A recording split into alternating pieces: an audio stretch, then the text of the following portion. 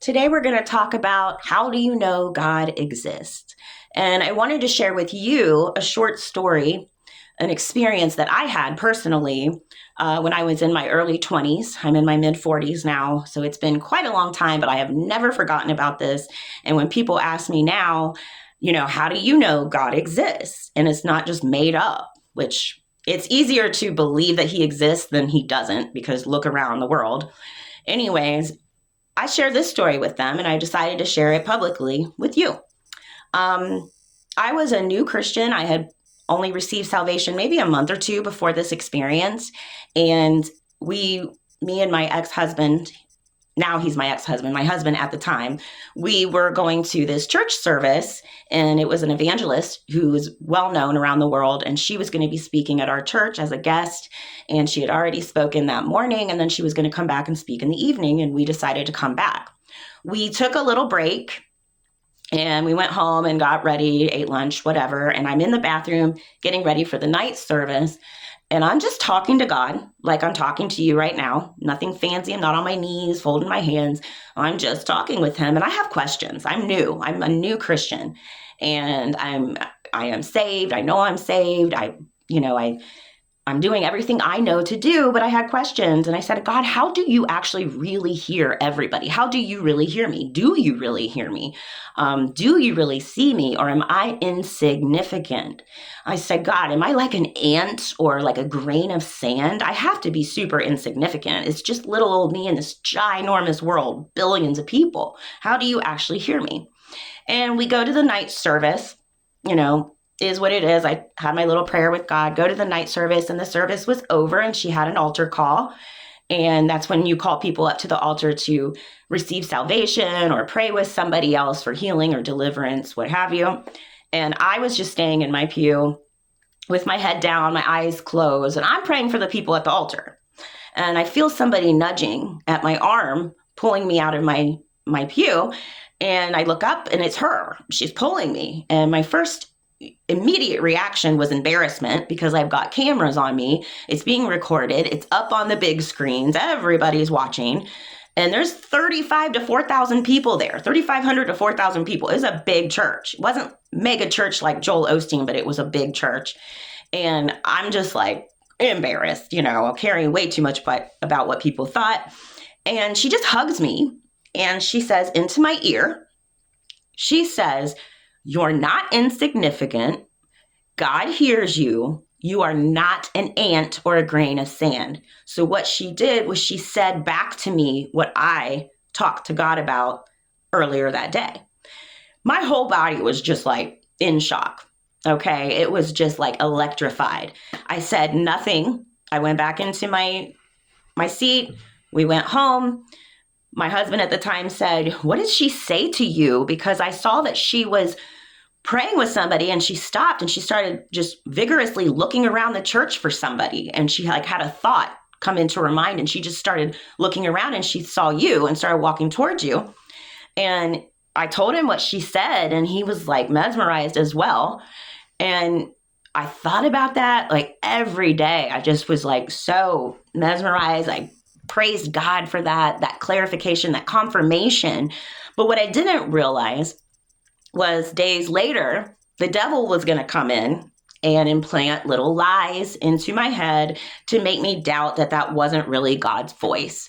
And because this specific evangelist used to be a witch, and she used to be a prostitute and an alcoholic and a drug addict, she went through it all, okay? And now she goes around and she preaches and she tells her message, shares her message, and helps people. The devil was trying to tell me, oh, she's still a witch. She's a wolf in sheep's clothing. She's a false prophet. She's not real. She was trying to confuse you and make you think God's real. He's really not real. And I dabbled in that thought for a minute. And I thought, oh my God, could that be? Could she really still be into witchcraft? But what God showed me is every time you think you get a word from him, or you think you're supposed to do something that he wants you to do, or not do something, or tell somebody something, and that doubt comes in, that's your confirmation that it's him. Because the devil is the author of confusion, and he's going to swoop in, and he's going to try to make you doubt. He does not want you knowing the truth. So I decided to just believe. And I started listening to a lot of her sermons, and there was just no way. A witch would not have gotten anything out of that message, because what she told me was actually a good thing. If she was trying to steer me away from God, she would have told me something else, a lie. But she told me exactly what God told her to tell me. And that was proof. And not everybody's going to get proof like that. God will share it with some people, and some people he won't. Because what do we need faith for if he's always going to show us proof? I had another situation.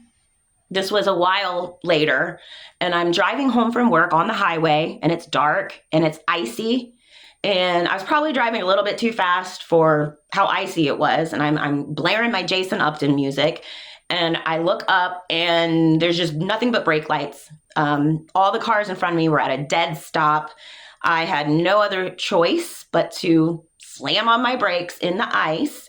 My car began to turn and turn and turn, and it was circling and circling and circling. It felt like a million times. It felt like an eternity, but really it was probably only 5 or 6 times. I could not do anything. All I did was just yell the name of Jesus over and over and over. Jesus, Jesus, Jesus. And all of a sudden my car just stopped in the middle lane. It did not hit anybody around me. Nobody hit me. I didn't hit any cars in front of me. It just stopped perfectly in the middle lane, facing the correct way. Just a dead stop. No slowing down and sliding over here. Just stopped. After about the 5th time I yelled Jesus. So there are examples in your life if you look for them. That's another example. I have several where I know that God's angels protected me, because every day of my life, I ask for him to release his angels to be encamped around me, protecting my family, and everywhere we go. So when something in the car happens and I notice it, I know it was my angels. And there's so many times where you're not going to notice it. You're just going to be going along with your day, and you don't even know how many times God has protected you. You have no clue. It's probably all day long. We're fighting a spiritual battle. So if you're struggling with doubt or, just kind of like with your faith, I encourage you to take what I said for real. I did not make that up. It was a true story. It was almost too good to be true, but it was. And sometimes you should take it as a compliment that God's not showing you himself. Just the creation of this world is enough to believe in him. Take it as a compliment. He knows that you have strong enough faith to not have to see something or feel something. Faith is not a feeling. Love is not a feeling. Love is an action. And that is why God loved the whole world, that he sent his only son to die for us. So in that whole world is you. He died for you. So if you're just not feeling it, you don't have to feel anything. He just decided to show that to me. He will do little things like that for you, because it's a relationship between you and him, and it's sweet, and he loves you. But if he doesn't show you the way that you're expecting, I wasn't expecting that. I was just expecting maybe a dream or something more conventional, but he showed me that way. And maybe God is showing you himself. You're just not looking for it in the right ways. I hope that helps somebody. I am going to have some more videos coming out this week. I am new to this, but I am going to keep going with these everyday questions that we have as Christians.